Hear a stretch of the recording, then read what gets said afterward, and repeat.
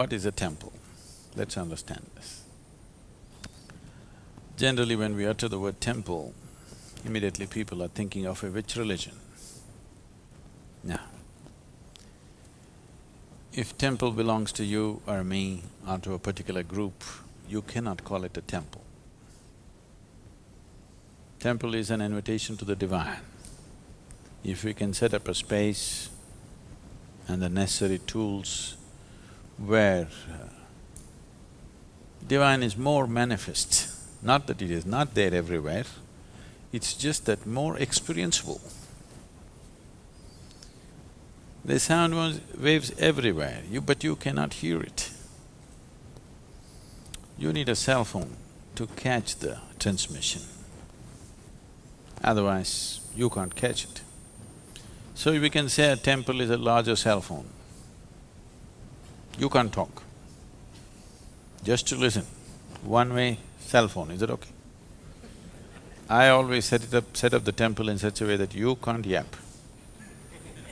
Is that okay? Or do you want to talk?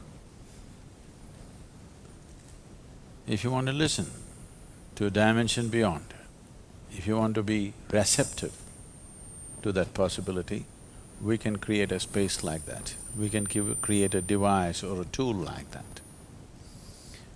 When I use the word tool, there seems to be a certain sense of lack of reverence in me.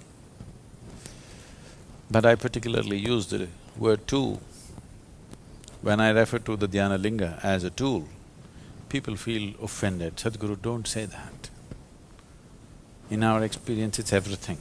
Don't call it a tool. I say it's a tool. Because the word tool means that which works. It is not a piece of art that you can just appreciate. It's a tool because it works. There's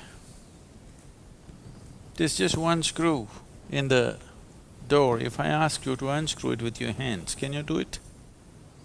But if I give you a screwdriver, you can do that, isn't it?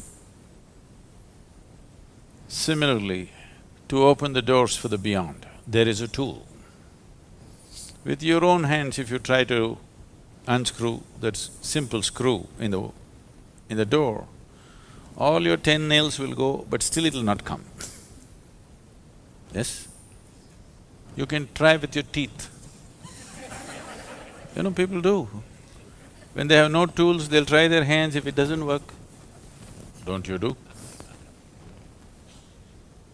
You may lose your teeth, still it may not come. But if you had a simple tool, how easily you could do it. So this is a tool to open the doors of the beyond. And I don't think a tool is irreverential, nor do I think a tool is insulting. A tool is a tremendous possibility, isn't it? The significant development in human society has happened only when we started making tools, isn't it? No? Why is it offensive if I say a temple is a tool? A temple is a tool. There are different ways of using different tools. For this tool, you have to be in a certain mode. Because this is not a physical tool, you have to approach it in a certain way. So that certain way may also include a certain level of reverence because that attitude is needed to be able to use the tool. So it's very important that it is understood and used as a tool, not as a destination, but just as a possibility. A temple is not a destination. A temple is only a doorway. A doorway is not a destination, a doorway is just a doorway, opens up something. So what does it take to build a temple? Of course we need some stone and many other material, but what does it take within a human being to build a temple? Why I'm telling you all this is I'm trying to discourage you.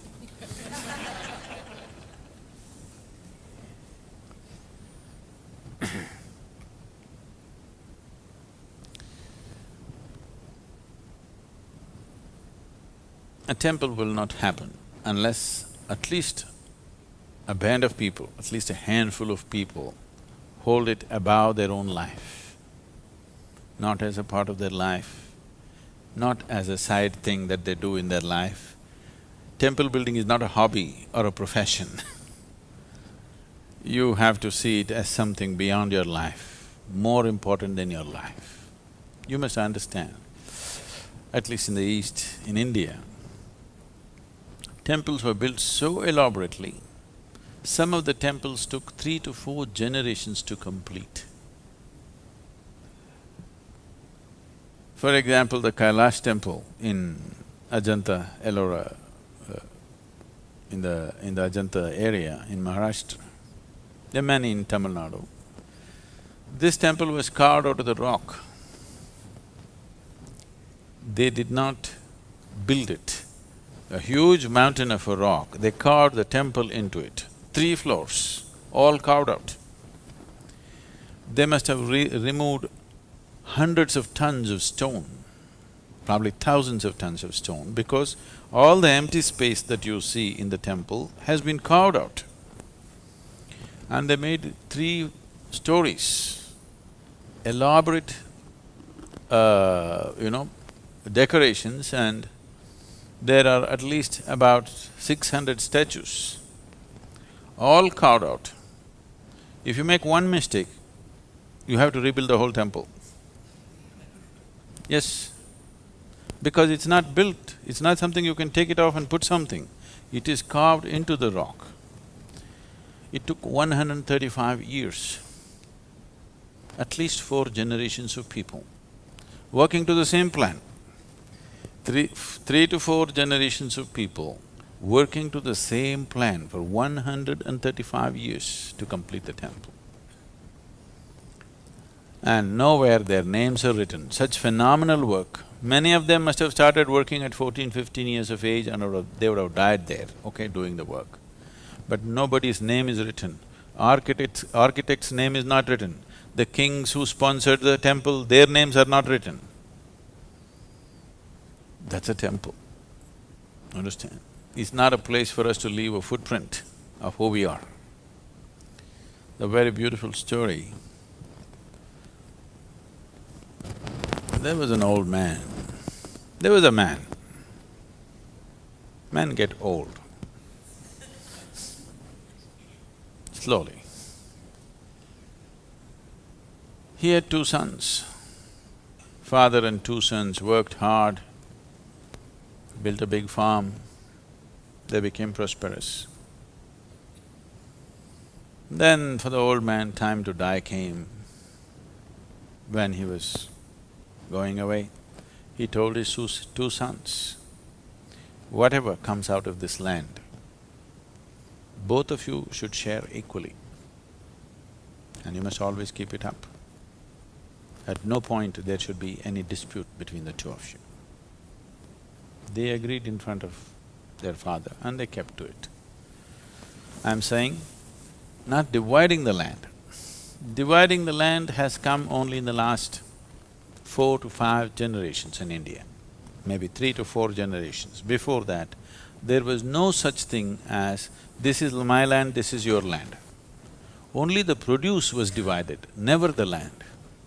So conceptually, it was not there in people's minds that you can actually divide the land. So he said, you must divide the produce equally. And they stuck to it. After some time, one of the brothers got married.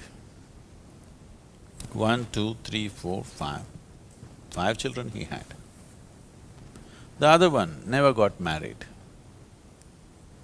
So he was alone. But still the crop was shared 50-50. Because those are the father's words, you can't change it, that's his wish. So the brother who was married and had 5 children, one day a worm entered into his mind. You know, sometimes worms get into your mind. A worm entered his mind, and then a thought arose, and he thought, I have a wife and 5 children, I get 50%. My brother is alone by himself and he gets 50%. When I grow old, my sons will grow up, 5 of them. They will tame more land, we will become more prosperous and we will have much more. But my brother is alone. When he gets old, he will have only 50% of what we have now. This is not fair. But he is so proud. If I try to give him little more, he will not take it. If I try to share my produce from the new lands that my sons have broken, he will not take it. Only from the father's land, he will take 50%. So what to do? So in the night, when everybody is asleep, he carries a bag of grain and takes it and puts it into his brother's store. So that unknowingly, he's donating to his brother. The other brother, who was alone, thought, my brother has a wife and 5 children, he needs more. I'm just alone, what will I do with all this? But if I try to offer anything, he will not take. So he started carrying grains and dropping it into his brother's store. Reverse osmosis was happening. And nobody knew. In the night, quietly, once in a way, this brother puts one bag, that brother puts another bag. This went on. They became old. One day, 2 old men were carrying sacks of grain in the night, and they came and they faced each other. Both of them realized what's been happening. But they looked away and continued their journey, put the sacks and went back. Then they died after some time. The townsfolk were wanting to build a temple. They were looking for a site, they went to many places. After much looking, they decided to build a temple where these 2 brothers met on that night. They looked at each other and suddenly they were so embarrassed of their own generosity, they looked the other way and continued their job. They thought this is the best place to build a temple. Because that's what a temple means, that looking beyond yourself. If that is not there, there is no temple.